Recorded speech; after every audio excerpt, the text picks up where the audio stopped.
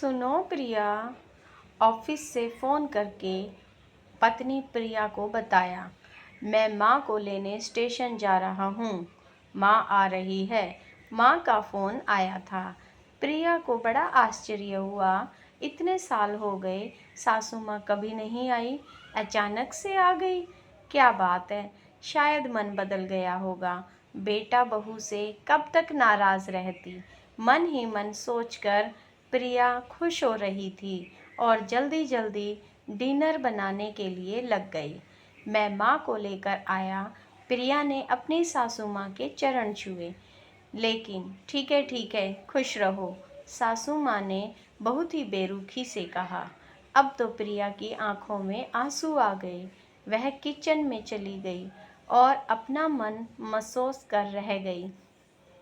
अगले दिन सुमित्रा देवी ने बेटे को बुलाकर कहा, देखो, तुम्हारी सरकारी नौकरी है, इतनी तनख्वाह तो तुम्हें मिल जाती है कि तुम्हारा जीवन आराम से चल जाएगा और रहने के लिए तुम्हें सरकारी फ्लैट मिला हुआ है।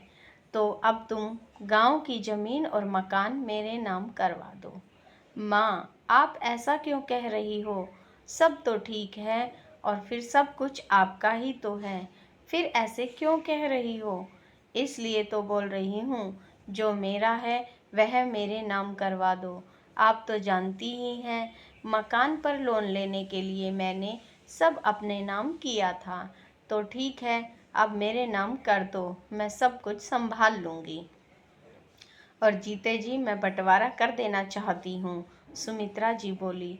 विक्रम कुछ बोलना चाहा तो, लेकिन प्रिया ने उसकी बीच में ही रोक लिया। सुमित्रा जी बेटे के सामने मकान के पेपर रख दिए। बोली, इन पर हस्ताक्षर कर दो, जो आपको ठीक लगे। माँ मन मारकर हस्ताक्षर कर दिए।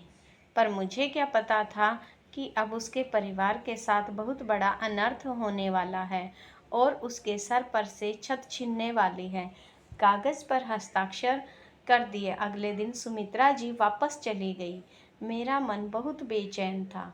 प्रिया ने समझाते हुए कहा कि प्रिया, तुम नहीं जानती हो, मैंने अपनी माँ और बहनों के लिए कितना कुछ त्याग किया है।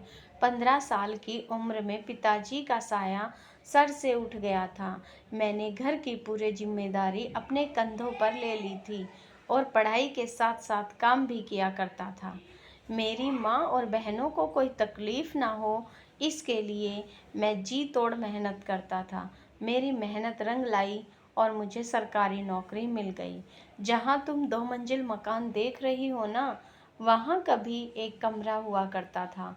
उसी कमरे में हम सभी रहते थे। बहुत मेहनत करके मैंने इस मकान को बनवाया था। दोनों बहनों को हॉस्टल में रखकर अच्छी शिक्षा दिलवाई ताकि वह भी अपने पैरों पर खड़ी हो सके।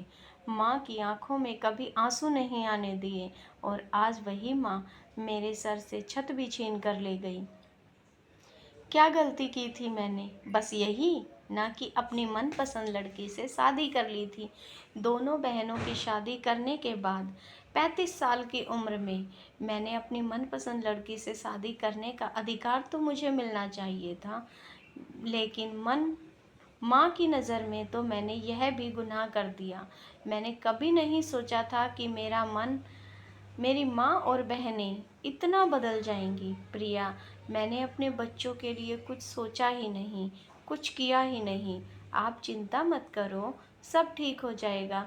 थोड़ा थोड़ा पैसा जमा करके एक छोटा सा घर ही ले लेंगे और आपकी पेंशन भी तो आएगी ना, आराम से जीवन कट जाएगा। नहीं प्रिया, अब पेंशन की सुविधा नहीं है, आपको पेंशन नहीं मिलती। पता नहीं अब मेरे परिवार का क्या होगा। कुछ दिनों बाद पता चला सुमित्रा जी ने प्रॉपर्टी बेटियों में आधी आधी बांट दी और खुशी खुशी प्रॉपर्टी ले भी ली उन्होंने और अपने नाम भी करवा ली और भाई के बारे में रत्ती भर भी नहीं सोचा। क्या कलयुग में सब कुछ त्याग करने वाला हमेशा अकेला रह जाता है।